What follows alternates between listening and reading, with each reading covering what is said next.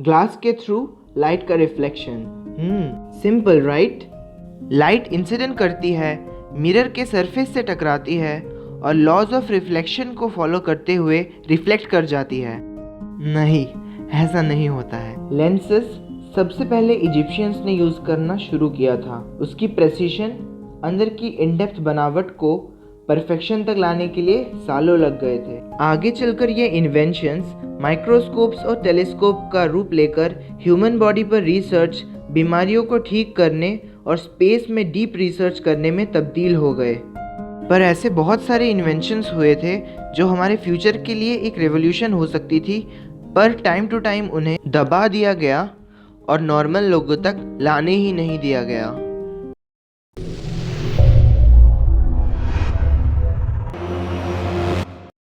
Hi, we are K1 and K2 and welcome back to our channel. इस video में हम बात करेंगे उन्हीं में से कुछ सप्रेस्ड इन्वेंशंस की और डिस्कस करेंगे कि वो कितने इम्पैक्टफुल हो सकते थे रियल लाइफ में। Stanley Meyers water powered vehicle, पानी से चलने वाली गाड़ियाँ।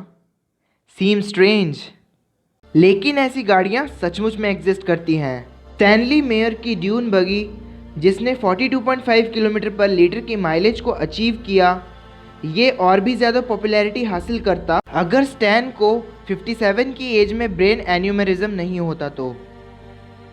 बहुत लोग ये दावा करते हैं कि उन्हें पॉइजन देकर मार दिया गया क्योंकि उन्होंने अपने पेटेंट्स बेचे नहीं, या फिर उन पर काफ़ी ज़्यादा थ्रेट्स डाले जा रहे थे अपनी रिसर्च को ख़त्म करने के लिए, क्योंकि इससे लीडिंग कार कंपनीज को बड़ा खतरा था।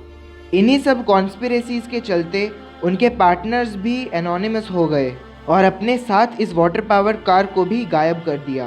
होप कि फ्यूचर में कोई इस कार को वापस से तैयार करे। वाटर 2 हाइड्रोजन एटम्स और 1 ऑक्सीजन एटम से बनता है। हाइड्रोजन खुद एक हाई एनर्जी फ्लेमेबल सब्सटेंस है। इलेक्ट्रोलिसिस के प्रोसेस से पानी हाइड्रोजन और ऑक्सीजन में टूट जाएगा, बट इसमें एनर्जी कंजम्पशन होगा। यही हाइड्रोजन और ऑक्सीजन रिकम्बाइन करके एनर्जी प्रोड्यूस करेंगे। स्टैनली मेयर ने यह दावा किया था कि उन्होंने ऐसी ही एक वाटर स्प्लिटर बना लिया है जो इस कार को अपनी फाइनल डेस्टिनेशन तक पहुंचा सकता है। मेयर के क्लेम्स को कभी इंडिपेंडेंटली वेरीफाई तो नहीं किया गया। ओहायो कोर्ट में 1996 में उन्हें एक पावरफुल फ्रॉड केस में गिल्टी भी पाया गया था। अर्नेटीज क्रोनोवाइजर। फ्यूचर और पास्ट में कौन नहीं जाना चाहता, और टाइम ट्रेवल पर ना जाने आज तक कितनी मूवीज बन चुकी हैं। तो क्या हो अगर आप अपना फ्यूचर और पास्ट देख पाएं।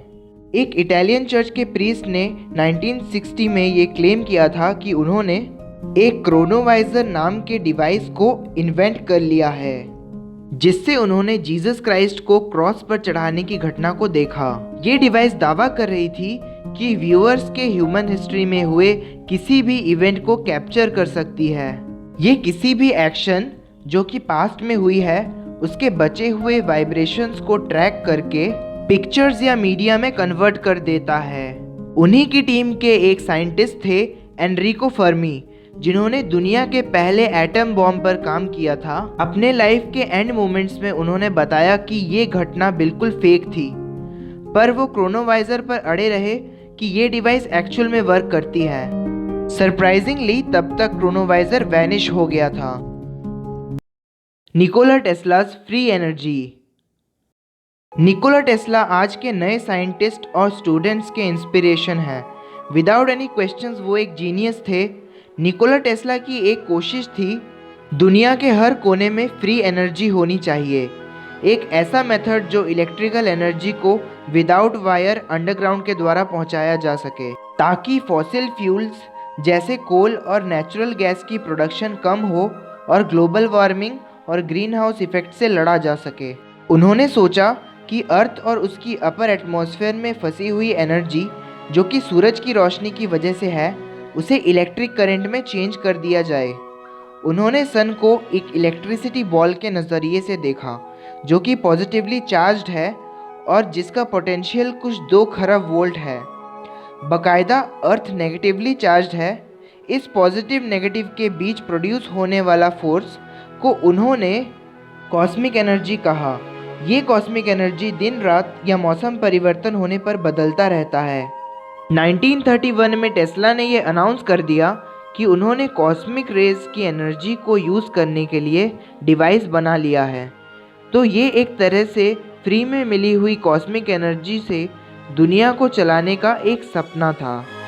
जेपी मॉर्गन जो इस टेस्ला की रिसर्च पर फंडिंग दे रहे थे, उन्होंने वो रोक दी, ये जानने के बाद कि फ्री एनर्जी से कंपनी लॉसेस फेस कर सकती है। मॉर्गन ने दूसरे इन्वेस्टर के साथ अलग प्रोजेक्ट्स पर डील फाइनल कर दी, जिससे उन्होंने इस बात का ख्याल रखा कि टेस्ला का ये ड्रीम पूरी तरह से ख़त्म हो जाए। Miracle cancer cure. कैंसर किसी बाहरी बैक्टीरिया या वायरस से होने वाला डिजीज़ नहीं है और ना ही ये कोई सिंगल डिजीज़ है। कैंसर एक्चुअली काफ़ी सारे एक जैसे मिलते जुलते या रिलेटेड बीमारियों का ग्रुप है। बॉडी की सेल्स जो सारे ऑर्गन्स और लिविंग बॉडी के बिल्डिंग ब्लॉक्स हैं, जो करोड़ों की संख्या में हमारी बॉडी में प्रेजेंट हैं, यही सेल्स जब ओल्ड हो जाते हैं और ख़त्म नहीं होते तो अब ये सेल्स नॉर्मल नहीं रहते और अपने जैसे और एबनॉर्मल सेल्स को लगातार बड़े पैमाने पर ग्रो करवाते रहते हैं। ये अच्छे हेल्दी टिश्यूज़ को धीरे धीरे ख़त्म कर देते हैं। कैंसर सेल्स डिवाइड होते रहते हैं अनकंट्रोलेबली और मरते नहीं हैं। सो कैंसर सेल्स ग्रुप बना लेते हैं, जैसे गुंडों का गैंग होता है, बिल्कुल उसी तरह अपने आसपास के अच्छे सेल्स को ख़त्म कर देते हैं। इस ग्रुप ऑफ सेल्स को ट्यूमर कहते हैं। कभी कभी ये ट्यूमर बॉडी के अलग अलग एरियाज़ में ट्रैवल करता है और बाकी ऑर्गन्स को ख़राब करता है। कैंसर इसी तरह से फैलता है। इसका पोटेंशियल ट्रीटमेंट ढूंढना बहुत मुश्किल होता है।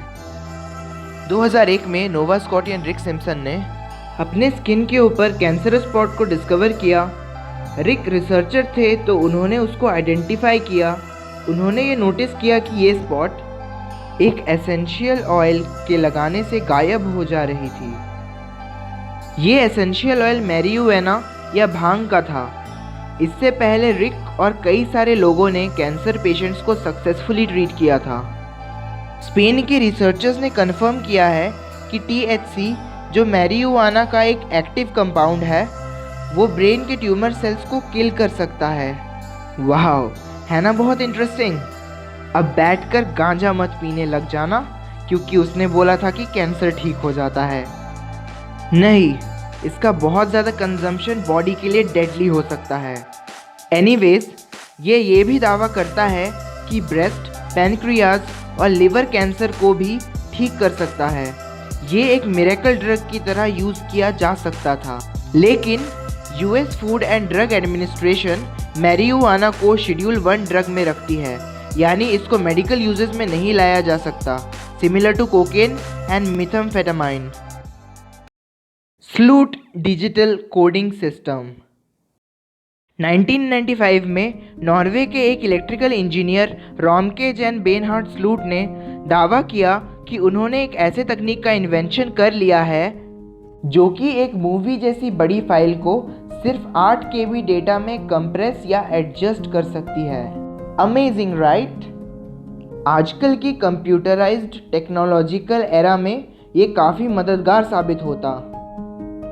लेकिन 11 जुलाई 1919 में अचानक से उनकी मौत हार्ट अटैक की वजह से हो जाती है, बस अपने इन्वेंशन के कॉन्ट्रैक्ट को बेचने के कुछ दिन पहले। वो पूरा कोड जो इस टास्क को कर पाती, कभी रिकवर नहीं किया जा सका और ये टेक्निक तब से कभी रिप्रोड्यूस नहीं की गई। इस वीडियो के लिए बस इतना ही। वीडियो पसंद आए तो लाइक कीजिए, पसंद ना आए तो डिसलाइक भी कीजिए। अपना कीमती फीडबैक भी हमें दें कमेंट सेक्शन के थ्रू कि हम कहाँ इम्प्रूव कर सकते हैं। मिलते हैं अगली वीडियो में and don't forget to subscribe. Take care and regards.